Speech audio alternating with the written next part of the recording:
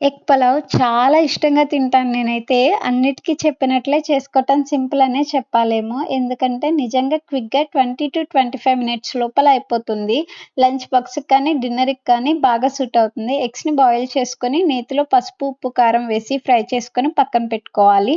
ఇంకొంచెం ఆయిల్ కానీ, నెయ్యి కానీ వేసుకొని హోల్ బిర్యానీ మసాలా వేసుకొని ఫ్రై అయ్యాక జీడిపప్పు, పచ్చిమిర్చి, ఉల్లిపాయలు కూడా వేసుకొని ఫ్రై చేసుకున్నాక అల్లం వెల్లుల్లి పేస్ట్ కూడా వేసుకొని ఫ్రై అయినాక టమాటో కూడా వేసుకొని ఫ్రై చేసుకొని 100 ml పెరుగు కూడా వేసి కలుపుకొని ధనియాల పొడి, జీలకర్ర పొడి, గరం మసాలా, కొంచెం కారం, మన టేస్ట్‌కి తగినట్లు ఉప్పు వేసుకొని ఫ్రై చేసుకున్నాక కొత్తిమీర కూడా వేసుకొని ఎగ్స్‌ని కూడా యాడ్ చేసుకొని ఇంకో 2 మినిట్స్ ఫ్రై అయ్యాక 1కి 2 చొప్పున వాటర్ పోసుకొని వాటర్ బాయిల్ వచ్చాక కడిగిన బియ్యాన్ని కూడా వేసుకొని కలుపుకొని విజిల్ పెట్టేసి మీడియం ఫ్లేమ్‌లో 2 విజిల్స్ రానిచ్చి స్టవ్ ఆఫ్ చేసుకోవాలి.